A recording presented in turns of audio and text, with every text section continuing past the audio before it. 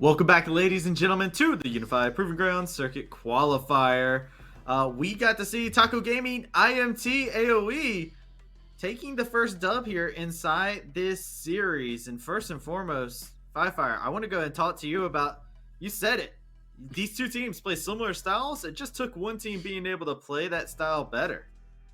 Yeah, so I mean, these two teams, like we said, they might play very similarly. We'll have to see who executes better, and they proved me right this game. They had tank versus tank in the top lane. Okay, jungle matchup was maybe a bit interesting, but then Corki versus Victor mid, Jinx versus Aphelios, trying to be hyperscaling with their safe supports on the Braum and Thresh. And at the end, it was just IMT AOE that really were able to come out on top. They executed better in some of the fights here and there. They were able to get their scaling online while denying Taco Gaming scaling. I'm happy I was right about that, but we'll have to see if Taco Gaming can actually switch things around or if they're going to just try to run it back again. Very curious to that point indeed, as they are taking blue side inside their Nets game coming up. And looking at how the draft was, I think it's very important to say no. There was a Mundo at the end of the draft here, Smiths. Yeah, the Mundo was unkillable in this game. The lane was really solid from Anime Girl as well. He went up about 30 CS by the end. Getting a lot of minions pushed under the turret as well. I saw a bunch of times where Cozy was trying to farm under turret, and then his Bammy Cinder would mess up the HP bar. So it was a tough time for Cozy. I recommend, if he's listening, try maxing the pillar first, because then you can actually farm at a distance. That's my Orin tip for the day. I'm sure he already knows this, but yeah, I think that was definitely a pretty tough spot to be in as well, because the Mundo just rampaged through the rest of the game. And talking about rampaging through the game, I mean, RBM, we got a replay to actually showcase here to show exactly some of the stuff that was going on, but we got the first Herald fight, which actually went even here between these two teams. Yeah, it's a pretty interesting replay because, it's the 8-minute timer. Corki's got his package, so it's really risky to try to fight it. But we opt into the 10-man team deathmatch at the Rift Herald against Corki Orin, and it didn't actually end up turning out too awfully. The only problem really was here for IMT AOE is that Corki ended up getting 2 kills, whereas Jarvan got 2 kills. So it really enabled the Corki at a point to where he can start to carry the game if, things went a little bit better in the dream world that we could live in. But this really started the snowball for Taco Gaming and could have led to something else, but unfortunately, not quite the case. Fortunately, the steady aim didn't quite sit with the Corki at that point in time. Wasn't able to land the shots that were needed as we continue to see this game go out and how it dwells out. It was punishment after punishment. And Fire, we go in, we look at what happens as the game goes on. Shochi actually gets dove, but things get disasterific really quick. Yeah, there was a decent bit of action, decent bit more than you'd expect, with these two teams really scaling up. But here, there's just a straight-up mid-lane fight. And I do think this was a good call by Taco Gaming. Once Weiss lands that Winter's Bite, they are able to run down Shochi, get this kill, a nice rocket coming in as well. But the Mundo strolling down the river. You gotta be scared of this guy. He just rolls up, lands one cleaver on Gweiss. It knocks him to the river, kills him, lands another cleaver on Doxa. And, Doxa's doing his best to try to run away here. I was looking, I was like, is there any way you could have lived that? I don't really think so. And then he just takes the lantern-free passage out of there. I mean, this Mundo pick, after those couple of kills, after the Corki died a couple of times, there really was nothing standing in his way. And yeah, the Mundo pick, I had some reservations about it at the beginning, but it really rolled through this game. I didn't notice that he killed both of them with E as well. The swipe away is so funny. Just bowling ball them across the lane. That was awesome. And I like the fact that he walks into this with that cocky swagger too, as the replay showed. He was just like, yeah, I know, I'm about to clean up this fight, and it's about to be massive. And Anime Girl had a fantastic game inside of this. Something to really highlight as a player. Anime Girl, one of the new players coming inside of the Proving Grounds here, really showing up here inside of game number 1 against Cozy. Yeah, definitely true. I think Anime Girl in this tank matchup really had an easy time with the counter pick as well. It just looked super comfortable. And then in this scaling matchup as well. Like Mundo just gets to run over the entire rift, the really immobile carries as well. Like Corki has Valkyrie, but after that you just walk him down, as you saw in that replay. And Jinx can't really do anything either because he just walks right over your flame chompers and chases you down. So a great performance from him. The rest of Immortals, you know, they haven't lost a game in a very long time. They're not looking to stop that anytime soon. This is just a clean, somewhat of a snoozer game, but a clean one nonetheless. They got mad, man. They lost that one time, and they're like, no, nobody beats us. And now they are just hulking out inside of every single one of these matches. I want to throw it over to you, RBM. Is the answer the salty run back for them going on blue side? Or do they get spicy? I definitely am not a fan of running it back on blue side. But, I mean, there's not much you can do. My best advice or thought behind my thought process here for the draft is, instead of going for like this first pick Jinx, if you're able to play Jinx and Aphelios, I think it's a little bit more valuable to get that Thresh. The Jinx really can't play once, you know, you go FP Jinx and the enemy team goes Jarvan Thresh. So now Jinx doesn't really have a great way to kind of live Jarvan just deciding that you're dead. Or Jarvan went Frozen Heart in that game and he just R's on top of Jinx and she doesn't auto attack anyone at all. So an adaptation like that is definitely going to be needed. Or something like Kindred instead of Graves, which also has a great matchup into Jarvan. You know, maybe you could try to use that to, you know, if a full salty run back happens, you could try to get a Kindred instead to try to R on top of, you know, the Jarvan ult that's inevitably going to come, and maybe you can scale out a team fight a little bit better. Well, Qualifier, is that spicy enough for you to switch things around, or you got something else in mind? Well, so if they want a full-on salty run back, I would actually, I hate to say this, but I would actually be more boring. You know, they were taking too many fights in the mid game. You know, wait for your Corki to get 2 items, wait for him to have package, just show up to every dragon fight and take it. Right? They ended up even getting the 3rd dragon, but they only got it because they lost 2 towers mid because of a previous fight, right? Just give yourself some time. You know, Ornn is actually, if you look at solo queue stats, he's the champion with the highest win rate past 40 minutes, right? So get to that 40 minutes, get to that Exodia late game. I would like to see them either do that or just, you know, completely go for something crazy, you know, go for some Yasuo, Diana, whatever, try to let Doxa really show his stuff. But I think they're probably going to play it slow. To see if this will be the place for them to be able to showcase exactly what got them here. But with that being said, the players are ready, the teams are ready, the casters are ready, as we are going into game number 2. Jolly, Beatdown, take it away. Thank you, Travesty. We are ready. Right, Beatdown? I think we're ready. Yeah, I'm ready. You ready? I'm ready. I'm ready. We have to make sure. I think the biggest question is Taco Gaming ready? Because their backs are up against a wall now. This is match point for Immortals AOE. This is single elimination. There's no second chance coming out of this. This is the top 8 teams. They've already fought so hard to get here. But man, this is a strong opposition in Immortals. And I really do think that hopefully we see a little bit of a cleaner composition picked up here by Taco Gaming.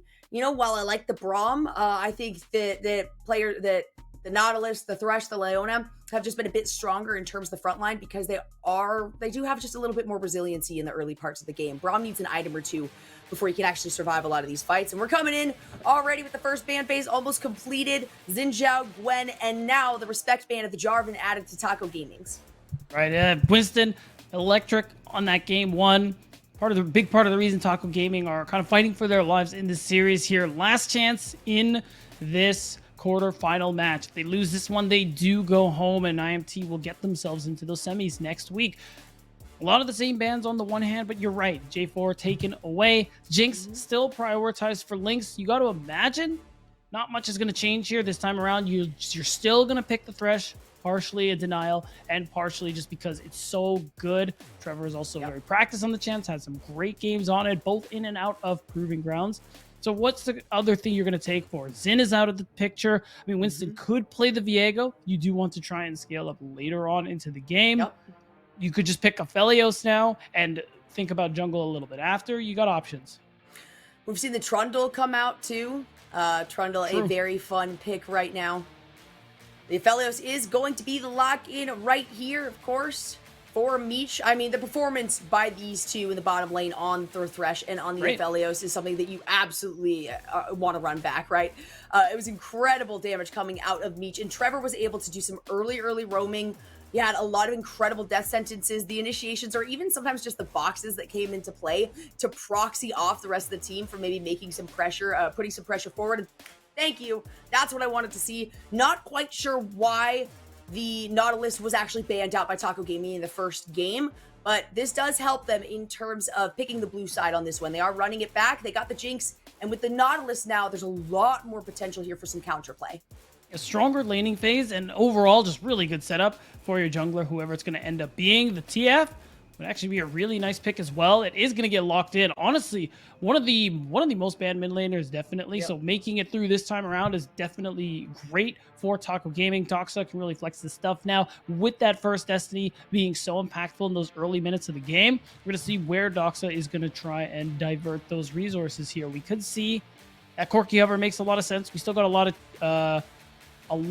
up on the table here. Could still technically pick a jungle if you want to here. Those are a lot of interesting hovers, but it's going to end up being the Diana locked in, interestingly enough. Picking it here is a little surprising, just because if you're looking for that Diana Yasuo combo, you got to imagine, like, in the second phase, Yasuo's getting banned out. Yeah, absolutely.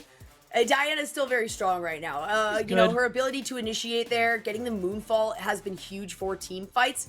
Of course, that is going to be the Olaf banned away. We saw Taco Gaming do a really good job with that Olaf for Trickster previously. Yeah. And for the first time in a while, right, we have the team on blue side not having prioritized the jungle and instead going for that TF for Doxa. But this is a classic, right? When you think of Doxa, TF is definitely one of the champions up there in their rotation, even though they have an insanely deep pool. But there it is, just as you anticipated, beatdown. It's going to be the Yasuo banned for the first one of the second phase for Taco Gaming. Immortals have one more here. But they are feeling pretty comfortable. Again, they've got one up on this. This is a best of 3. They're feeling really good going into this, saying, hey, you know what? We were looking for a sweep. Just like in that previous series, where even if the game starts slow, kind of like the desk was anticipating, it can still end very quickly.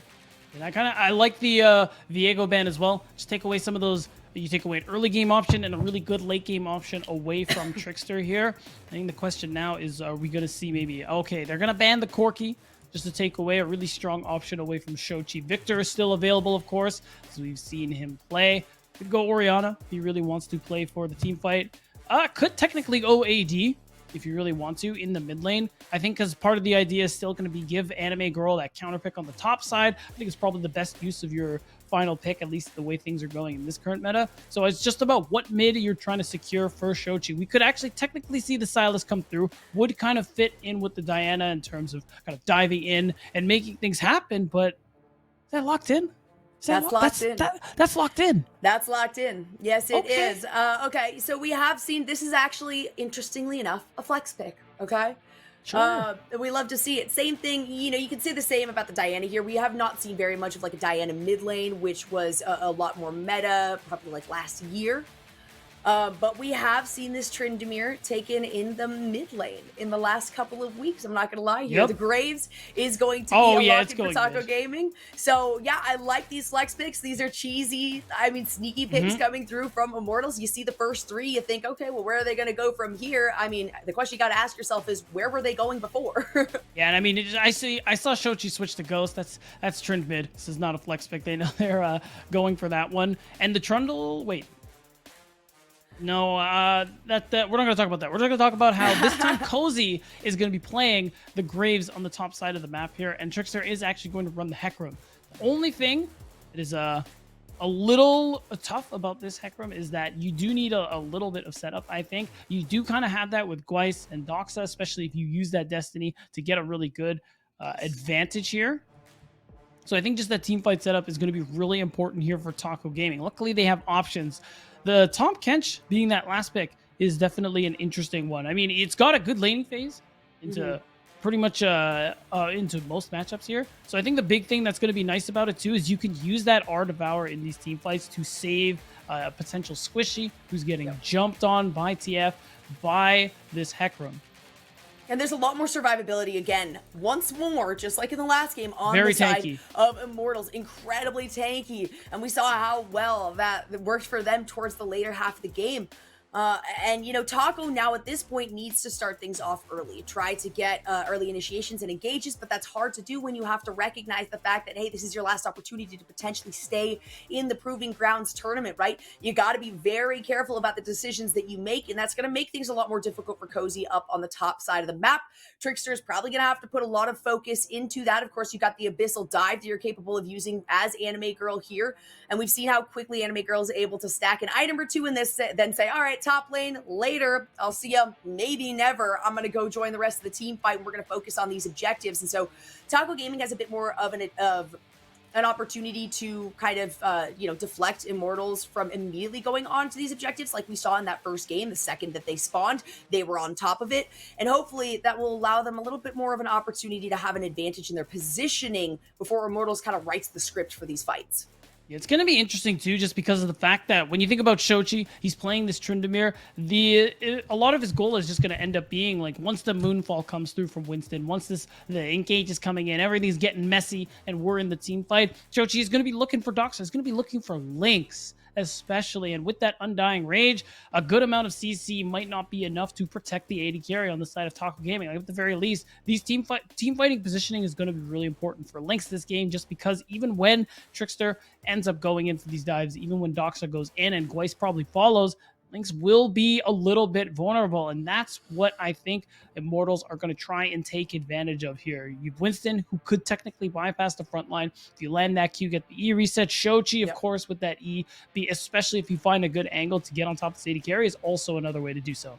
On top of the AD carry, or even, I mean, this is going to be pretty easy for Shochi going into this, right? You're going to take a bit of damage, but my goodness, your ability to just jump onto Doxa and say, you are mine, you're not getting out of this, especially after you hit level 6, is huge for Shochi. And I have a feeling we're going to see another kind of ARAM style game where once it gets to the team fight stage, it's just pressure in the mid. If you have the opportunity for some side laning, but really that's not kind of what they're going for Immortals. They're going for these massive team fights. They're looking to get Meech jacked up again in the early parts of the game. So I mean, for Taco, like I said, you've got to anticipate Trickster is going to be focusing up towards helping out Cozy in the top side, and Winston kind of gets to choose. Likely will be able to put a lot of pressure here for Meech and Trevor in the bottom lane because of the stability that you have coming from Anime Girl in the top and Shochi in the mid already.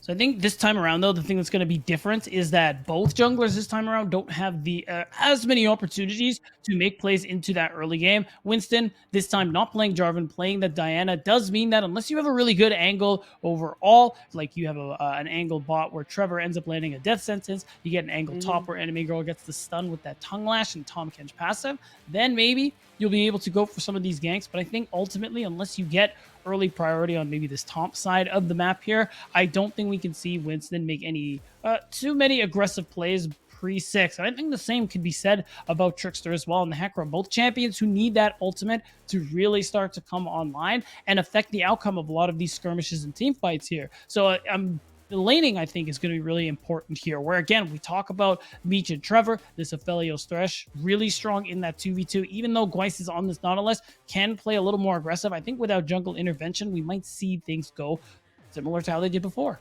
Yeah, you say that Trickster maybe can't do things early, but man, I still think that the meta allows for really early ganks. I think it might have been Trickster actually doing the level 2 gank in the early game for last time, picking up okay, all right, well, previously, either way, still it was First Blood giving over to Trickster thanks to a pretty early gank coming through. So you do have to consider that Winston maybe might want to hit level 6. Yeah, sure. But if you can get an early lead for this bottom lane, then after that, you can just stay in your jungle. You can try to do some infades. You can imagine that the pressure is going to be there with the counter picks here for both Anime Girl and Shochi. And again, the stability, the resilience that they have as these two champions. Once everybody hits level 6, I mean, it's team fight time for IMT.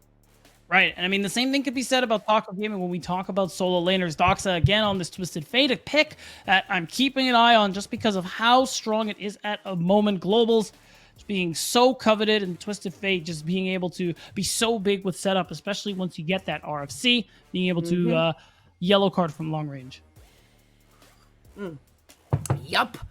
RFC, I mean, still a very busted item, and usually a second pick, if you're going to pick it at all, comes in handy for many of these ADCs, many of, these range extenders like Doxa. We know how aggressive Doxa tends to play all the time. Of course, Shochi just really popping off in that last game as the victor. Of course, same thing with Meech. And there's already a lot of synergy between Meech and Trevor, right? Both of these players were on Dignitas Mirage last year for a few months. So a lot of cohesion between, both of these teams, because you also got to consider Cozy and Doxa on Slew, right? You got the Supernova crossover as well for Lynx here. So I do love to see these cohesive teams. Very, very even keeled here, though it does feel like that game number 1 was, almost entirely Immortals. Oh, Doxa. Yeah, he's in a little bit of trouble. Oh. Turn it around. All right. Throwing some autos. A little bit of back and forth now. It's going to have to be a recall for both of these players. Yeah, and ultimately, it is nice to be able to get that pressure, force some of those corrupting pot stacks out early, where Shochi, once he gets levels, once he's able to heal off his rage bar with the Q, he can continue to look for these aggressive plays early on here. This is kind of the thing with Tryndamere mid, and why it's pretty tough played into mages, even one with CC like Twisted Fate. The junglers, starting on opposite sides of the map, probably won't run into each other, as they're likely going to just full clear top to bottom or bottom to top, and either look for a gank or just go ahead and recall. We'll have to see. I would like to see a gank. You know how I feel about this beatdown, right? I want some early action. I feel like Immortals of both of these teams is going to be trying that much, much earlier, just based on the fact that they have this 1 game buffer, right? For Taco Gaming, it's a lot more risky to potentially make a push into one of these lanes if you are not aware of where the opposing, well, really, where Winston is going to be at the time, or even where Shochi might be, because we've seen so much navigation coming from both Trevor and Shochi to help out the top and the mid sides of the map right here. Winston is navigating up, does use the blast cone, might be looking here for an opportunity. The vision is placed in this river bush, but it is, of course, on the side of Immortals. And hey, I told you, beatdown, we're looking at a level 3 gank here.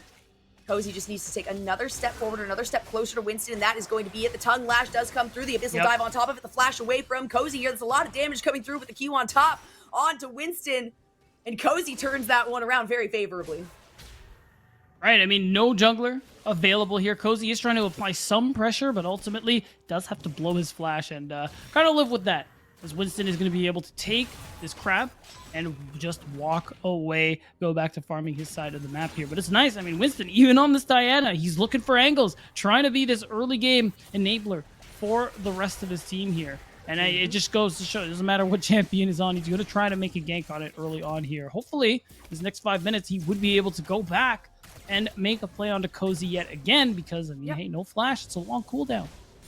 Yeah, and even, hey, at the end of the day, you get some pressure onto Cozy, right? You get the flash out, and you also get that scuttle crab. And the Taco Gaming is going to be focusing on that. Trickster's going to be towards the bottom side of the map right here. Shochi is looking to potentially stop this recall, and it does not work out. Just a little too late to be able to do that. It wasn't auto lined up, but it couldn't execute. Yeah, he didn't actually know anyone was in there, so it was definitely a reactionary thing where he's like, oh, wait a second. But it's too late. Ultimately, it's not a big deal. As we kind of go back to this relaxed state here, it's worth noting because Trickster didn't end up ganking. He just recalled, and he's just back to lane and back to farming right away. His camps are already respawning, but I think actually he wants to go top and find a play here, and I think he will find a gank onto Anime Girl. You have to be seen, though, at that point, right by the Scuttle Crab that was picked up by Immortals, so it is going to be Anime Girl able to walk away from that. Kind of low, but has that shielding that will be converted into health, so totally fine with that. Gweiss is all the way up on the top side of a map to assist with that. Anime Girl going to be able to use the teleport to come back in. And hey, it's still looking good for Taco Gaming for the first 5 minutes of the game. Not a single kill on board. Nothing really taken. It is going to be the Infernal Dragon that is live and on board right now. Taco Gaming having a lot more vision towards the bottom side, but I like the offensive vision that Immortals has put down just above or to the right of that Rapture Pit. We can see Anime Girl trying to find something more here. Onto Cozy. The lash is going to go through. The stun comes through on top of it, but that's going to be Gweiss moving forward. Not just moving, but flashing forward, throwing out the Ignite on top of it. Cozy going to be able to dash forward, get a bit of a reload. Anime Girl is still able to absorb so no. much damage here, and oh my gosh, it ends up being Weiss who takes too many tower shots. Root in Wait. progress, Oh, though. Anime are Girl you kidding me? finding first blood in response onto Cozy. What? Tomcat is disgusting, man. That's not okay. That's way too much damage to be taken and still stay alive. He actually wins that 2v1, ends up getting level 6. Oh, Trickster is in a little trouble. Oh, nice hook. Ooh, a nice play on top of it. Trickster is too deep right here, of course, into his own jungle, so you never really want to feel that way, but there's 4 members of Immortals AOE all the way behind this tower. You know what that is? Part of the reason that can happen is because you know Gweiss is on that top side of the map. You know he just died, so you're happy to sit in Taco's jungle in the bottom side of the map here and pick up Trickster. It definitely feels bad. And there it is. Michi's playing with fire, but he has the Dark Passage, the beauty of this Aphelios Thresh combo here. Once again, Immortals bot lane, of course, with jungle intervention, are finding themselves ahead in this early laning phase. And Cozy is unfortunately behind in a way that does not feel good. Anime Girl just staying up here too, saying, my TP is only like a third off cooldown. I've got some time. And of course, does still have the Ghost in his pocket. Cozy now sitting at level 5, facing Anime Girl, who is at level 7, at least a level and a half above the opposition. That feels really good. And now, after only about 7 minutes into this game, we're already looking at, a 2k gold lead, close to, not quite that, at least 1.5 in favor of Immortals. And we're going to see maybe another sneaky play coming out of Meech and Trevor. Oh, nice. No way, a beautiful death sentence. The traps come through as well. Gweiss, you're not going to be able to get out of that one. And Trevor is going to end up picking up the kill with the Ignite. I mean, ultimately, still very positive play. Lynx, once again, having to respect and just back off. And try and farm under tower here while Meech is just going to continue on the pressure. Even though Trevor is backing, how can Lynx truly be sure? So ultimately, this is Immortals AOE bot lane. Playing incredibly so far in game 2. They're ready to win the series right here and now, Jolly. Yeah, they want to end it. I mean, I mentioned that. This is a team that's like, hey, we're not going to play with our food. We're not going to do... Well, while we may make some cheesy picks, they are still strong cheesy picks.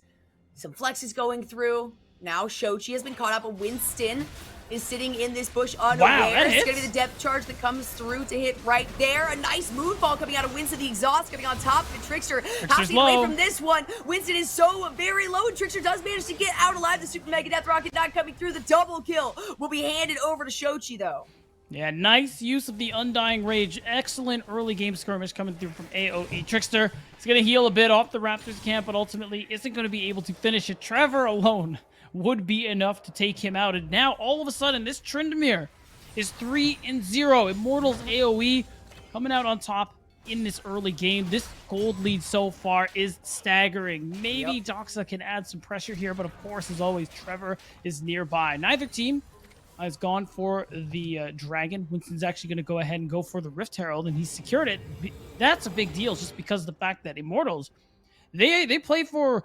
Once they start winning these early game skirmishes, they just keep running that momentum till the end of the game. I talked about it at the end of game 1, and with that Rift Herald, with the lead they have, they could just set up a dive bot if they want to and just continue to bully this bot lane. There it is, Gweiss. Completely unaware as the Destiny's Gate does come through from Doxa. Out comes the box. It's a flash over the wall. Lynx gonna be able to pick up the 1 kill. Trevor is pretty quick on the back of Doxa. The gold card does come through. He pulls him into the turret. Sentence, and it is a nice play. Oh my gosh, a double kill right there picked up by Lynx. No Super Mega Death Rocket even needed. And Doxa staying alive in single digits. The caster minions this close. Had it not been for the potions right there, he absolutely would have gone down. All right, but you know that recall coming through means that it's an easy drink for Immortals. You have to walk away from this one because Doxa isn't in the area. Still, big play from the Destiny being able to allow Lynx to get a double kill because realistically, Lynx has just been going through it this series. He's just been the focus of so much attention, whether it's in the 2v2, the 3v3. Sometimes you got Shochi who's coming down on the bottom side of the map too. They're probably thinking to themselves, man, I thought the TP change would be less people would show up on the bottom lane. No, just means different people are showing up. And that's why it's nice that at least in this game where he has this hyper carry where he'll be really strong later into the game, even stronger than Meech if they're even, getting a double kill is huge.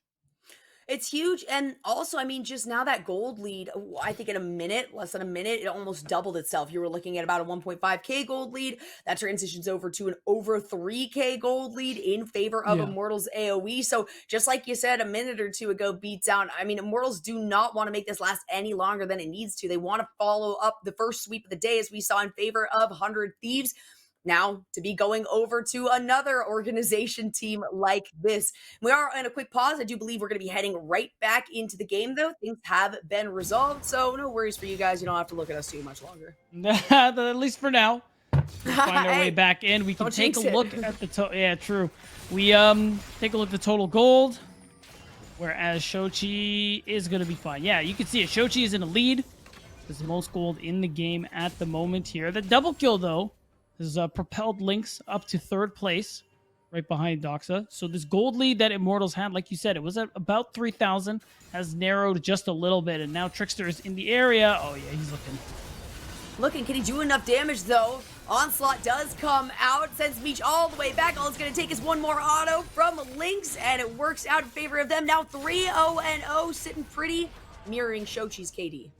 And what that means is you go ahead and get some turret plates too, just because you see a lot of the members of Immortals on the map. So that's going to be, what, 2 turret plates for this Jinx on top of the 3 kills that Lynx already has for himself. This is a much better early game for Taco Gaming's bot lane. Even though they have fallen a good amount behind, this is their way back in. Lynx is their win con, and he has the gold to actually fulfill it.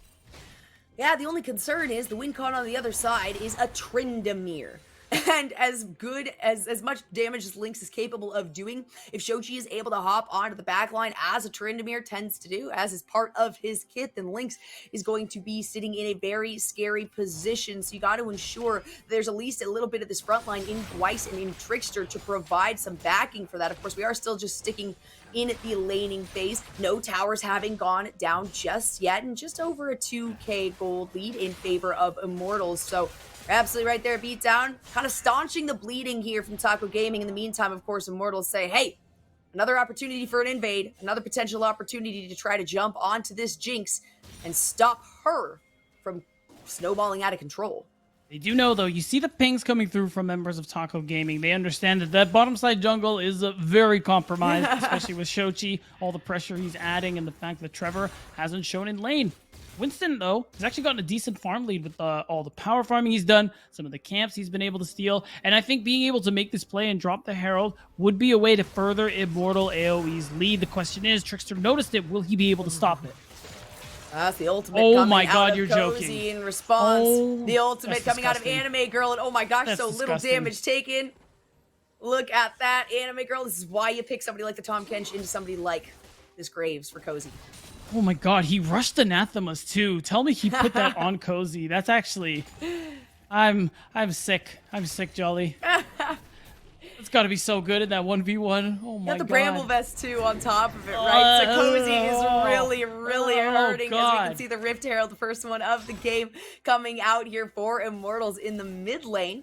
A little bit less than 2 minutes until this next dragon comes up. It is going to be a Cloud Drake. Winston kind of gets caught out right here. Trickster dealing a lot of damage. The Proto Belt does come through. Trevor and Meech are in the back, but so are Weiss and Lynx, and that's going to be a beautiful passive. The ultimate coming out of Lynx to pick up the one. Weiss and Trickster are both very low. That's going to be the box that comes here. Through. Trevor is able to flash away from this one after going into stasis. Undying Rage coming out to play. Weiss gets taken down. The gold card hits onto Shochi, a flash forward by Lynx. Will this be enough damage from the Calibrum? Just barely staying alive. The zap comes through, and everybody here stays in the game. But Trickster and Weiss do go down. Yeah, and that ended up being quite the scrappy fight coming through. Lynx doesn't end up getting killed, although he doesn't have a bounty on him. So at least that is slightly less feels bad here. But Shochi, on the other hand, he's got a thick bounty on his hands now that we are looking at him do some push-ups. He has 600 bonus gold to whoever takes him down, and this dude in that fight was insane. Wait, doesn't have Undying Rage here. No, he doesn't, but he doesn't care. He's like, you can't kill me. I'm 5 levels above you. Exactly. I have 5 kills. Go away, Weiss. And that's the same for Anime Girl, sitting 2 levels above Cozy. Did just use the teleport a little bit ago and still had to go back. Now taking the long trek back up to his lane. Still no towers having gone down. Still not the biggest gold lead we've seen in quite a while here. But if we look at the experience, yeah, you can see some pretty high levels. And a good portion of those are on the red side right here. Doxa, very, very close, though, to being kind of a saving grace right here for the team. However, hasn't been able to get a lot of these kills. That's okay, though. They have gone on to Lynx. Again, the concern is just the initiation opportunities from Immortal are massive. And if Lynx gets stepped on here, there's no recovering. Yeah, now with Dragon coming up very soon, it's looking like Taco Gaming are going to get this one without much trouble, but the moves are coming. Winston does want to show his face. I don't think he'll actually be in an opportunity to steal, but the TP is coming from Anime Girl. They just want to fight. Winston goes in with the Moonfall to the unstoppable onslaught, going over the wall. Shochi has to instead go for Gweiss here. I don't think he even gets an assist off of that one because Winston is able to dash forward and pick up the kill. Immortal's now going to put some pressure in the mid lane and probably pick up the first tower of the game. Yeah, they can't leave Meech to do this if they really want to, but I think their eyes are also going to be on this Rift Herald because now they can pick it up, use that to pressure this turret, and pressure the tier 2 if they really want to. But it's looking like because of all the CC coming through, yeah, okay, he's good. Oh, is he good? Oh, flashing away just to avoid the AoE off of the ultimate there from the Super Mega Death Rocket. Still kind of puts Immortals into a position to navigate on to this second Rift Herald. Instead, Meech is going to be able to snag this red buff from their own jungle right here. Shochi trying to go in after Trickster. Doxa there to try to help save the day, but man, Shochi just has so much survivability, so much sustainability right here. He might even continue the fight. He's just gonna under start tower. attacking him. Just walks through. He's going to be able to use Undying Rage right here, and Doxa does not have any mana. Another shot won't affect something here for Shochi. The rest of the team my God. is in the win. Oh, that's a nice bad. attempt by Winston to be there, but thanks to Trevor, you get to Lantern out, and only All one right. goes down. All right, Lynx. Lynx is juiced, Jolly. Yep. He's got the juice. 5 much kills, and that last kill was Shochi's shutdown. Insane. Happy bee for a happy player, because this Jinx is going to be a problem. I no longer care about Immortals AOE's gold lead. I'm going to say it. They, as far as I'm concerned, they are even. Jinx is so fed right now. I think once that second item comes through, especially with how much gold Lynx is just sitting on right now, Yeah. Taco Gaming, they're ready to fight. Oh, they absolutely are. You know, I think Immortals are okay with that too, at least in terms of the team fight. We haven't really seen a situation where Anime Girl is able to participate in these, you know, kind of helping down in the bottom side of the map, but, you know, no full team fights, no real pressure for an opportunity here in them finding some victory in that. So there is that saving grace for Immortals of just the tankiness, right? That's what we talked about before the game started here, Beatdown, is, man, there's so much survivability for Immortals. Even though Shochi ends up going down, that is a massive amount of gold. It was at least the 600 that we were seeing here. Anime Girl now looking potentially to go in onto Dox. The Tongue Lash does not hit. But the survivability is here. Opportunity to try to turn things around back into Immortals AOE's favor. Yeah, they're working on it. They're going to pick up yet another tower. So, hey, that gold lead, while you might not care about it, it is starting to extend itself. It is. Shochi is still a big problem, if we're being fair. I think he actually is probably just able to kill Cozy if you really want. Yeah. Yep. Ooh, a nice flash over the wall. Winston should be able to pick this one up. No problem. The one last hit is going to force a flash out of Winston. The ultimate does come through to fruition. Shochi and Winston both avoid the Super Mega Death Rocket. Nice attempt there by Lynx, though. Yeah, there it is. And usually it's the TF. Actually, wait, TF ulti is coming through. I think Trevor is caught. Yeah, Trickster should be able to get this one no problem, especially with the help of Gweiss and Lynx. If they can even get an assist onto this one, the box does come out. Trickster abandons this one, says, hey, Lynx, you know what? You need some more gold. You need some more kills. Here you go, BB. Trickster's able to pick up this one thanks to the help of Doxa. All right, really nice play from Doxa, using that Destiny to be able to punish Shochi and start to pressure him just a little bit more, get him off of the map. And what that means is now Lynx, who's already very strong, has that Phantom Dancer like we were talking about, is incredibly powerful in these team fights, is going to be able to just pressure the second turret. Like, what are you worried about? If you were Taco Gaming, they want to dive. Onto Meech there, but it's a lot of damage in response onto Gweiss. Of course, I'm sure as you guys all noticed, the Chem Tech Dragon is not gone from us here. We're in 12.1 Tournament Realm. Hey, all it takes on that is the Gale Force. You click a button, you get a kill. now, with that, I mean, man, they've been Immortals have been punishing Quais quite a bit, and he's half of Immortal AOE's kills.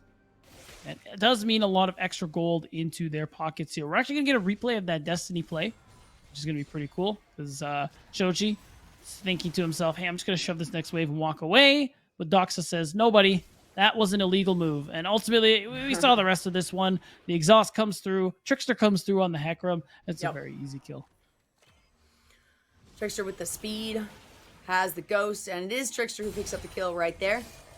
That's A-okay. Doxa has, no kills at the moment, but they're trying to feed the majority of things over to Lynx anyway at this point.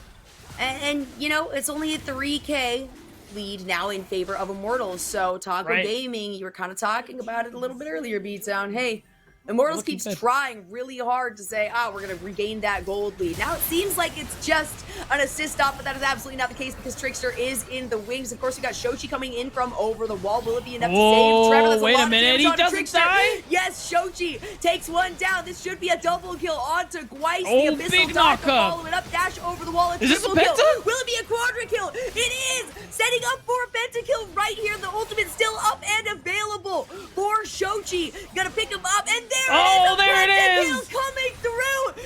Immortals say, nice try, Taco Gaming. You might think that you're in this, but not for long. Man, insane overcommitment coming through from Taco Gaming, trying to take down Trevor. And I think the worst thing about it is Trevor doesn't go down. That is the strangest Rift Herald charge I've ever seen, but it doesn't matter. Immortals are tearing through Taco Gaming as now objective bounties are available. Baron has been secured and Immortals propel themselves to 8,000 gold ahead. Okay, and I think that's gonna start making a difference. Beatdown.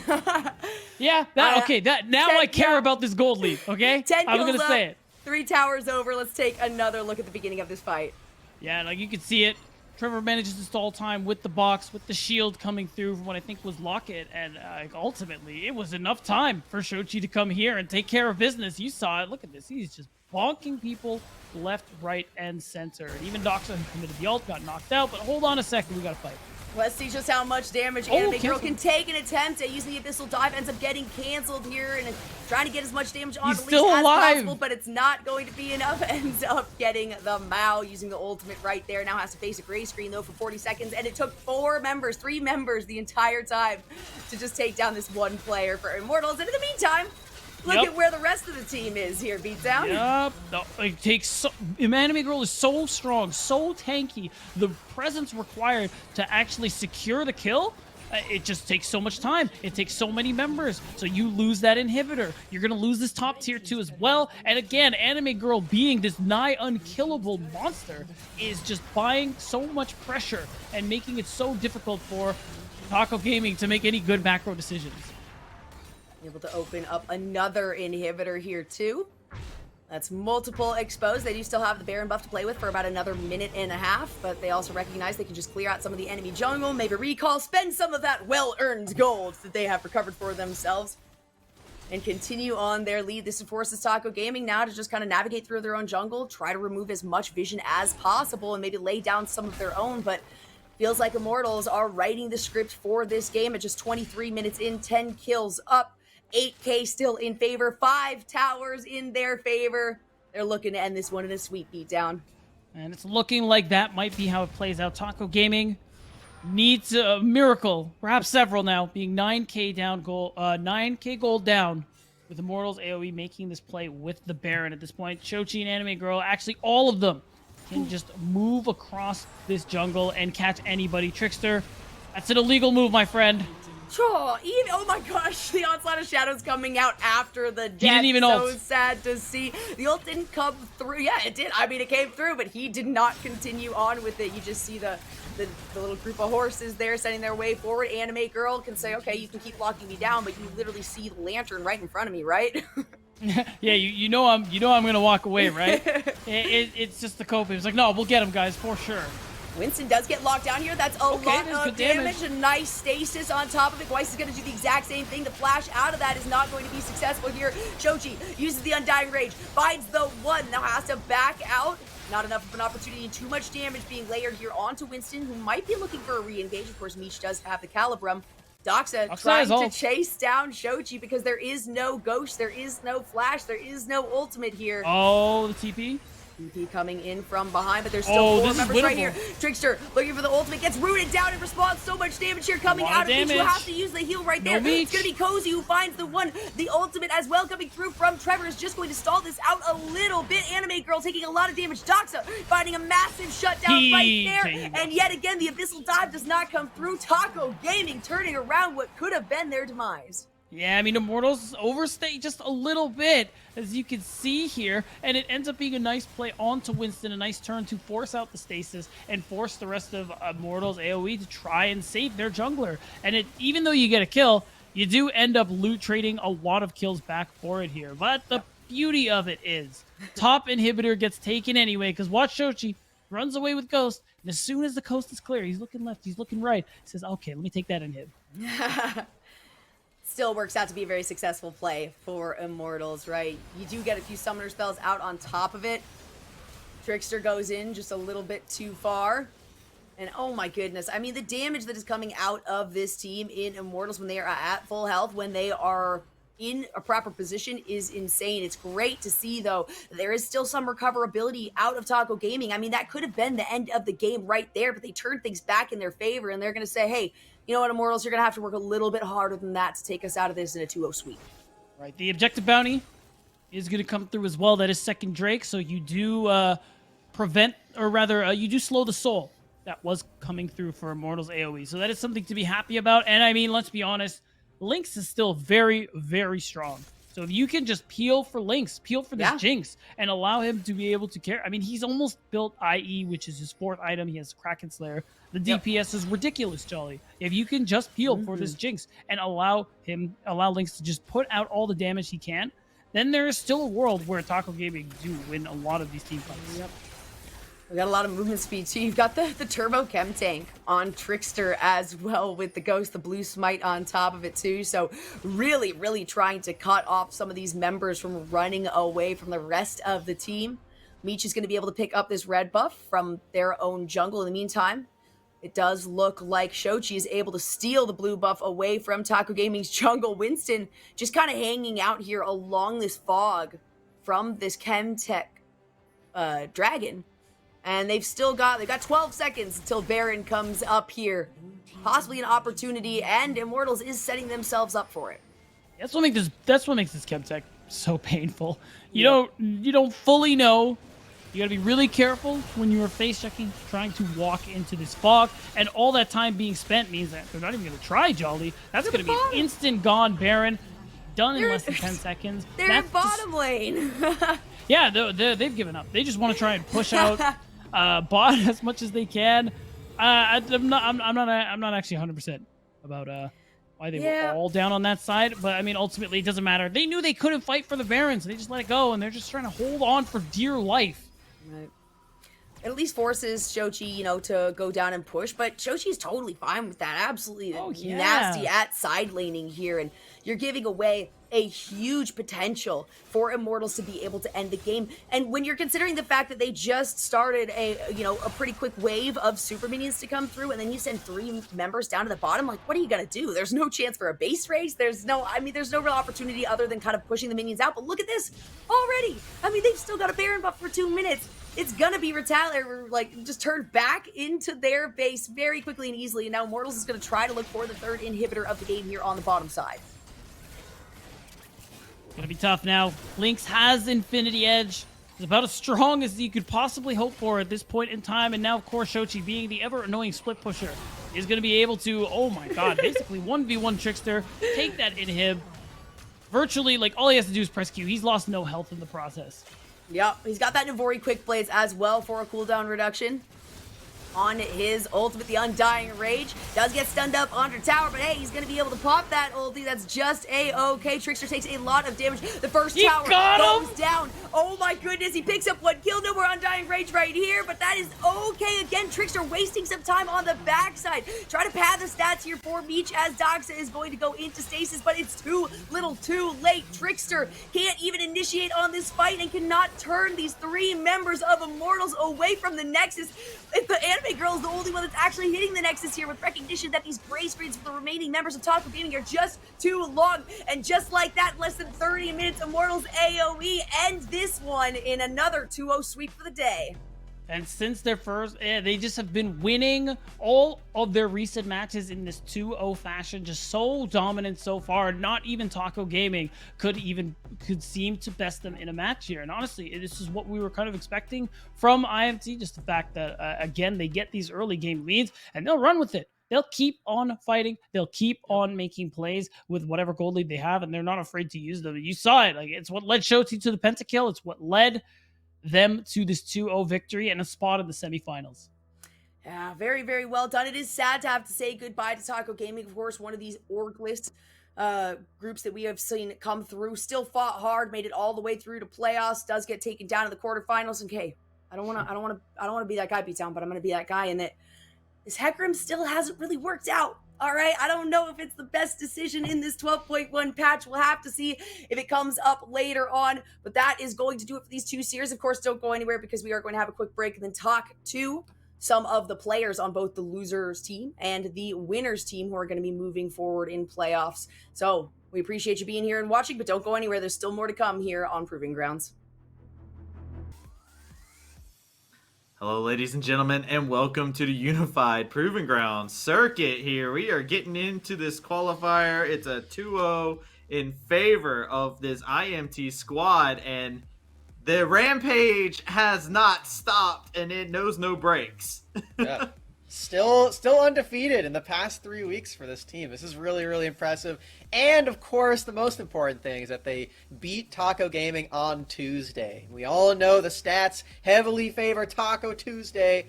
Wasn't enough today. They lost. They're the only team to do it. IMT AOE are the only team that beats Taco Tuesday on Tuesdays, apparently. It's the kryptonite. Yeah. And, I mean, honestly, from what we saw inside that game, it felt that way. Just looking at how things were, especially, like, all across the map, IMT AOE doing a phenomenal job. Big player I want to highlight especially, Anime Girl over there in the top lane, holding it down, being that solid rock for his team. And he soaked up a lot of aggression inside of this game, y'all. It was really good. I'm really appreciating Anime Girl's tank play. The Mundo in game 1, the Tom Kenshin game 2. I think this guy is, maybe gonna take it to Alorum if they can win that matchup, and try to see who the better tank player is. It's gonna be a fun time if that ends up happening. That's never happening, bro. That's a tank goat you're challenging. That's true. No one's better than him. Yeah, maybe he's 5 per second then. We'll see. Yeah.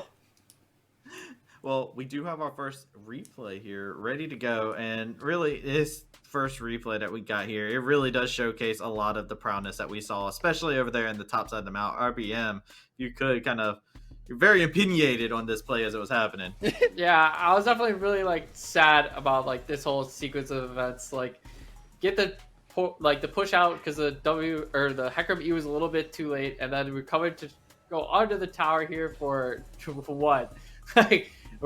We're coming back down. We had the top catch fight, and then we repeat back upward into the top lane afterwards. But Cozy Shroud never got his base off, so we got a Gwyce splash forward onto a Bramble Best top catch with a longsword Graves. So we're pretty much never killing this guy the whole time. He walks out. Gwyce actually did a really good job of saving his passive the entire time, so he absolutely had to use it before top catch got into the turret range. But it still just wasn't enough, as Anime Girl ended up being able to turn it in a 1v2. And this really doomed Cozy Shroud's game, but it's super awkward to try to force this kind of play right after, you got a good enough play, you got his TP, Cozy Shroud had a fine base, but we decided to stay and fight anyways. And this turned into the bot lane play here. Yeah, and you talked about how it doomed Cozy Shroud's game. I'm looking at poor Lynx down here. I mean, not only does now this pick happen on a Trickster because, the Nautilus should have up and died, so we must have numbers advantage down here, especially with that Trinity getting pushed against the Twisted Fate. And so now I was looking for Lynx, and I was just counting the CS he was losing here. It was, easily in the double digits. I would have maybe liked to see Immortals stick around here and try to abuse their pressure a bit more. It was a little bit scary with the Twisted Fate Destiny potentially coming down. But they could have maybe pressured a little bit more. But even here, this is still an extension of the top play, because now they're able to get this hook on Gweiss, who's super under-leveled because he went top and died. He's no flash because he went top and died. They waited here for so long. It's just total disaster across the map for Taco Gaming after that top 1v2 failed. And Just this really did cascaded. set the tone for the game. I think it was around this point in the game where I was like, well, we got about 15 more minutes of game to play, but I don't really know if it's going to matter because the lead was so huge. It's insane how it trickled down all the way from top lane, all the way back down to bot.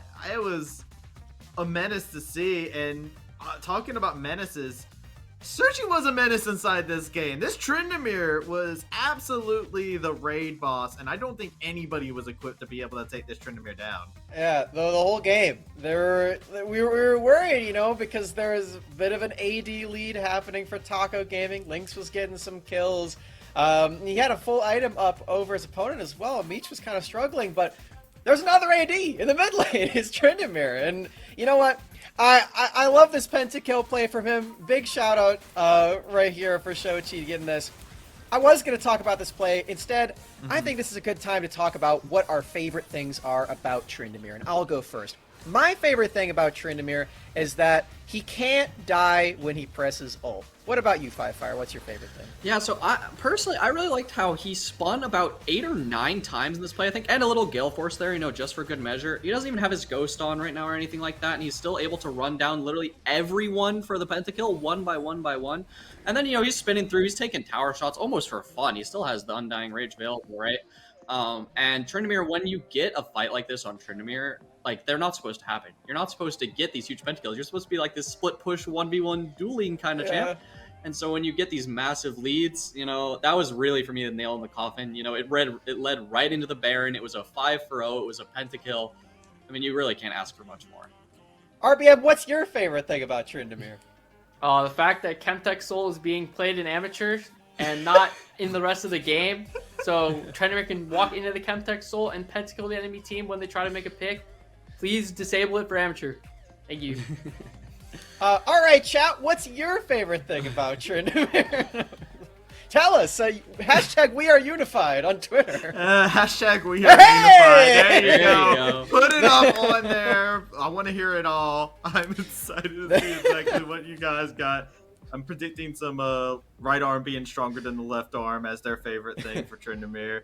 It was a chaotic game. It was fun for anybody who was cheering for IMT AOE there. 110%. And it just felt like once they got the lead, it just never stopped. And this team is pretty scary. And talking about things that are scary, let's go ahead and look at how the bracket has proceeded here, as some teams might be a little bit scared of who's facing them in opposition. We have Immortals AOE and 100 Thieves that moved on next here in the Academy stream. We did see one result over in the Unified part as well, where we do see that Golden Guardians Academy did go up again. So it is going to be Golden Guardians Academy that we're going to move on forward. So they'll be facing off against Immortals AOE. And then we still have Winthrop and Wildcard being played at this current moment in time at the Unified live stream. So that match is still going on. And we also have our caster predictions to see the aftermath, the disaster that could possibly befall. And there was a lot of people that went IMT AOE here, y'all. Yeah, it looks like Beatdown and Kenobi are still in the running for 100%. And then also everyone who predicted Winthrop instead of Wildcard. But Wildcard, I think, currently up 1-0, if I'm correct. So those guys definitely close to getting the perfect day. It would be pretty exciting. I would love to see who exactly will be able to come out on top here. And I'm going to real quick go through our guests here. First and foremost, Qualifier, is this series pop up the way you thought it was going to? Yeah, so for me, when I see two teams that I think are evenly matched but have similar styles, either it's a complete mess and a complete bloodbath and it's super close and it's a crazy series, or the team that shows up and executes better on the day, you know, if you're clones of each other and one of you performs 5% better, the 5% is always going to win out. And I think that's what really happened today. I think that IMT AOE had their style locked in, they executed on it really well. And I do think they even had a smart adaptation with the Tryndamere going into the Twisted Fate. So I'm excited to see what they can do against Golden Guardians. And RBM, how are you feeling after coming out of this one? You got this one right. Yeah. I'm taking my boys no matter what series, no matter who they're against. They're my boys. They're my boys. But I did anticipate a good game from IMT AOE. The Taco Gaming roster just looked a little bit worse on paper, as well as, you know, just like Qualifier says, you know, if they play the same way, the team with the better players is probably going to end up winning most of the time, and that's what I banked it on, and we got it right today. Hey, sometimes the heart doesn't mislead you sometimes, okay? Sometimes I'm always taking the boys, no matter what. Always say with the boys. That's what I like to hear. Well, with that, we are finished here for us for this week here. We have our next week, of course, with more Proving Grounds action, more Academy action going on throughout the week as well. Lock-in going on. There's spice everywhere. And I'm really excited to see exactly the final one. I want to see who comes out on top between that Winthrop wildcard matchup. I want to see who takes on 100 Thieves next here. You guys got a front runner after today, seeing some of the quarterfinals? 100 Thieves look pretty good. I think they haven't lost a game yet, right? Other than the one in their best of 3 right off the bat. So, yeah, I think it's pretty likely that they'll win the whole thing. The other teams are pretty heavily scaling right now, though. So, pretty impressive stuff so far, especially IMT. Yeah, I'm taking 100X because now that is the team with the most boys on it for me. Now that we've narrowed it down a bit, IMT AOE obviously love those guys, and I hope they take down GGS, make it to the finals. But I do have more boys left now that AOE got drained into EGP for the most part. So yeah, I mean, 100 Thieves Next are looking extremely strong. This is like the first big amateur tournament of the year, and usually at the beginning of each season, the beginning of each split, that's when like the most crazy upsets and things happen before teams, you know, really start to figure out their style and the meta and things like that. So there could be some crazy stuff happening, but you know, 100 Thieves Next, they look so good. You know, I got to talk to Journal Sniper a bunch, obviously playing with Viper last year, that connection there. So always rooting for him. So hoping to see him do amazing. But yeah, I'm hoping that maybe there's a bit more spice. But 100 Thieves Next looked like a pretty clear front runner. All right. Well, with that being said, that is it here for us on the analyst desk here. I want to give a shout out to our 2 guests that came in here. RBM for hitting us with the hard hitting, harder than some people may like sometimes, analyst work. And Fire, who came in and brought some wholesomeness to balance things out. I keep it real, bro. I keep it real. I'm retired. I can say anything I want. Honestly, we make a pretty good duo. We should do some more deaths together. Like, I could be a completely unfiltered. My thoughts are like I can say whatever. Yeah, there you go. There you go. Perfect. And then I just want to see everyone win. Yeah. The balance is there, so make sure you follow these gentlemen. Their ads are right there. With that being said, we are going to close out the analyst desk, but we have ourselves an interview with Shochi.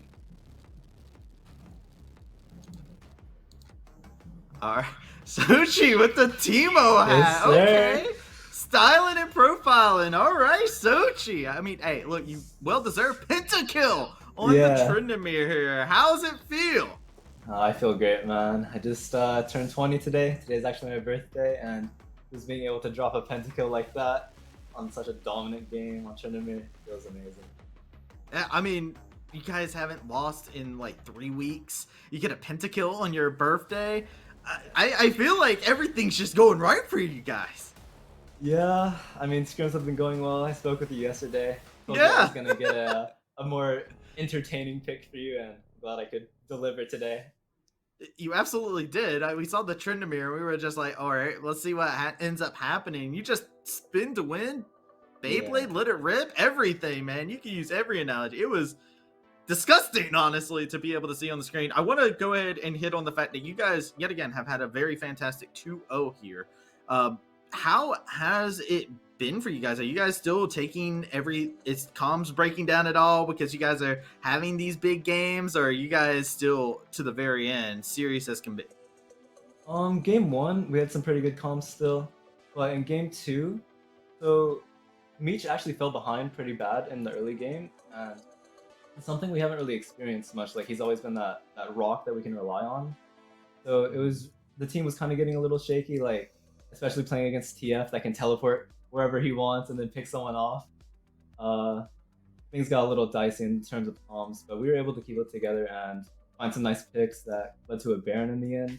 And we had a pretty solid closing game, I think, because I think Winston found a really nice ult onto Jinx in that final fight, and we were just able to take out their only threat in the Jinx. And Winston is a player that's very interesting to talk about because of the fact that Winston has probably been the most aggressive in terms of actually ganking early on inside the game. How have you guys been feeling? Is Winston just always talking when it comes down to this early game? Like, yo, I'm coming to your lane whether you like it or not, and we're going to make a play happen. Yeah, so Winston's obviously the most experienced out of all of us. He used to play on Academy, and he's just been really valuable in terms of everyone's growth as a player. And he really leads the comms the most and kind of sets apart, or what sets apart him from the rest is his ability to make a bunch of these creative plans and find all these unique gank angles that can get us a nice early lead. Yeah, we saw it time and time again. And I want to also highlight a player that we haven't really talked about too terribly much because we spent a lot of time talking about Anime Girl and Winston, Meech, yourself. Trevor's been a player who I've been very impressed with the growth of them, honestly. At the very beginning, they've been just getting better as the series has gone on. How has that been with Trevor? And, of course, Meech in the bot lane has been a solid rock for y'all. Yeah, I think Trevor's definitely improved a lot just from the beginning of the split. In general, you always hear about the Meech and Trevor pairing, but I think Trevor usually gets overshadowed from Meech's crazy CS or crazy team fighting. But he's been working really hard, I can tell, and all of his map movements and team fighting, it's been getting a lot better. And I guess you can still teach an old dog new tricks, because people usually comment on his age, but I feel like he still has a lot of room to grow and maybe go Academy. Hey, look, just saying, if it wasn't for him, might not have gotten that pentakill at the end there. Right? That's very true. That's very true. He was the bait that started it all off. Right. Well, with that being said, it's your birthday, Shochi. What you got planned? You picked up a dub. You punched your ticket in even further into the qualifier. What's next for you? Is it solo queue? What's going on? Probably gonna take a little break from solo queue for tonight at least. Get on the grind tomorrow for half. Probably just gonna go eat some good food, hang out with some friends, talk to my girlfriend, relax. That sounds like a fantastic plan. Well deserved as well. You've been doing quite a bit of work here today. With that being said, Shochi, I asked you yesterday to say something to your fans, that people have been cheering your team. I want to know, before we go, who you got your eyes on inside the mid lane? You got possibly 4 teams coming on. Is there a mid laner that can provide a challenge to Shochi? Yeah, I think our next match is against Golden Guardians Academy, and I've never really played against Ryoma. It's going to be really exciting to play against a former LCS player. I know I struggled a little bit playing against Insanity, in scrims, for example, but I think Ryoma will definitely be a tough opponent to take down, but I'm sure I can take him down if the team performs on that day, so not feeling too worried. All right, light the confidence there. We'll have to see exactly what comes about from it and see if Immortals AOE's rampage continue as you guys beat Taco Tuesday on their one day. Right. As you said, you're the kryptonite to Taco Tuesday. Exactly. That being said, thank you everybody who came in. Thank you, Shochi, for coming in for this interview.